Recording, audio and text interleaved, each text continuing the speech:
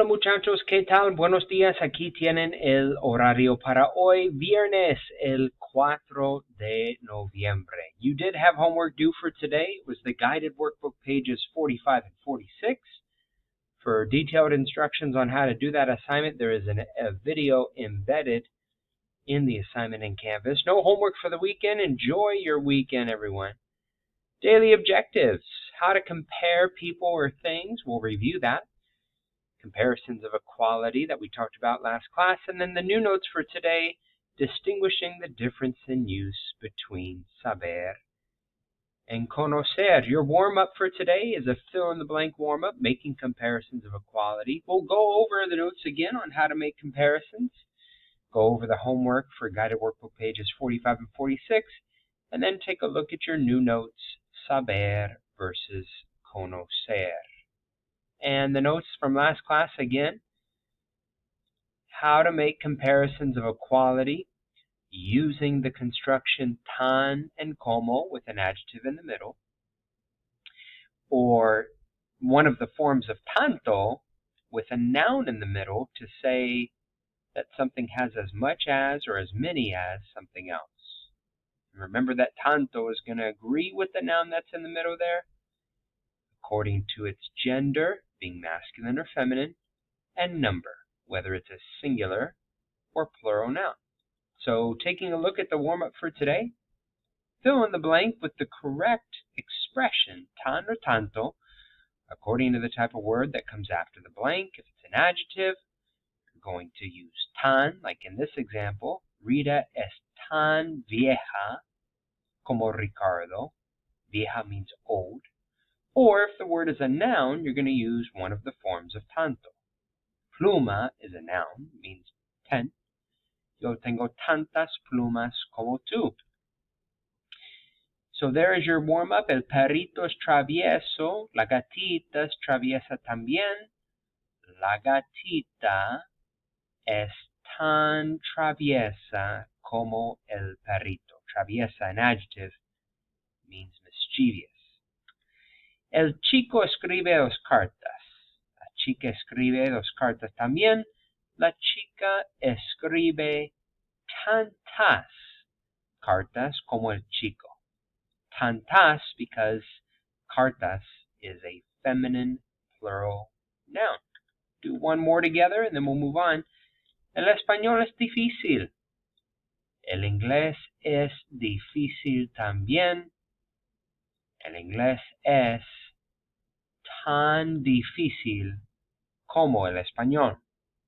Tan because difícil is an adjective.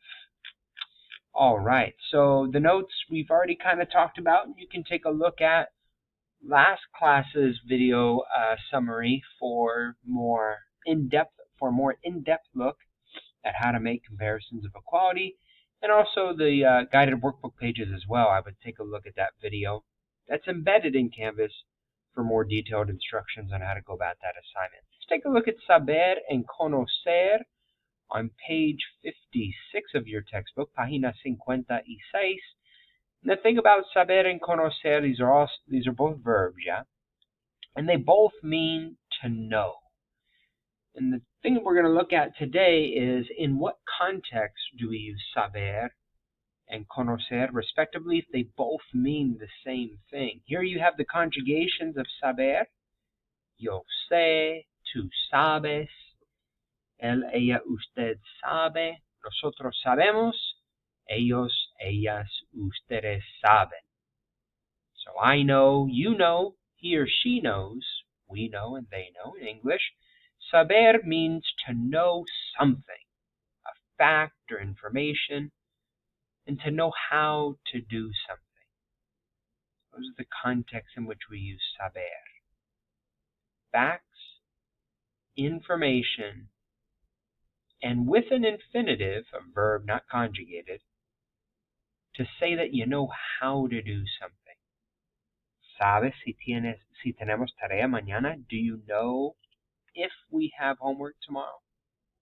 ¿Sabes quién es el director de la banda? Do you know who the director of the band is?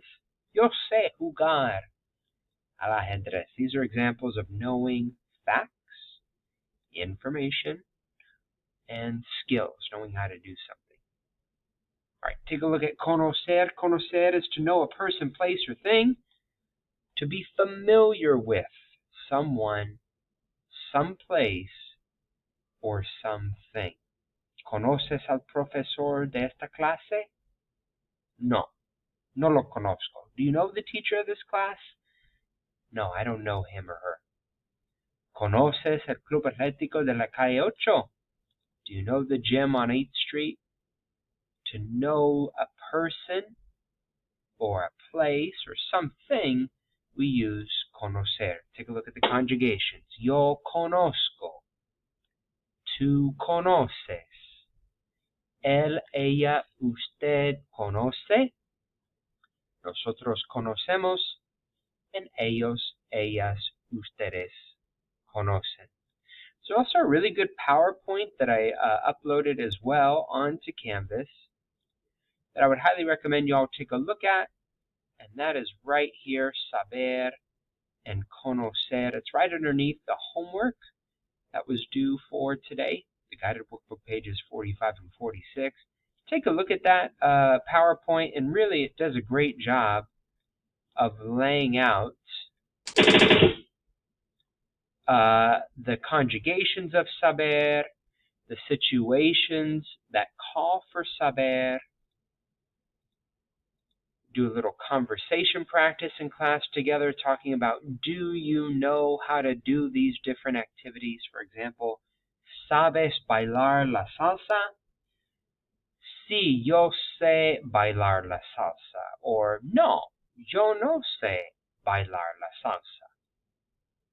Saber, because we're talking about knowing how to do something, right? Saber followed by an infinitive is indicating a talent or a skill, knowing how to do something. ¿Sabes nadar? Sí, yo sé nadar. No, yo no sé nadar. Some more questions on what you know how to do, and then we're going to take a look at conocer and some examples, talking about how conocer is used to know a person, place, or thing. And we'll have a little conversation about people and places that you would like to get to know. ¿A quién quieres conocer? Who would you like to meet and why? Yo quiero conocer a Pitbull porque me gusta bailar. So you're going to replace Pitbull with the person you'd like to meet. And then you're going to replace bailar with the hobby or interest that you would associate with that person. What you like to do, you would associate with the individual. And then, ¿a dónde quieres conocer? Where would you like to go or travel or get to know?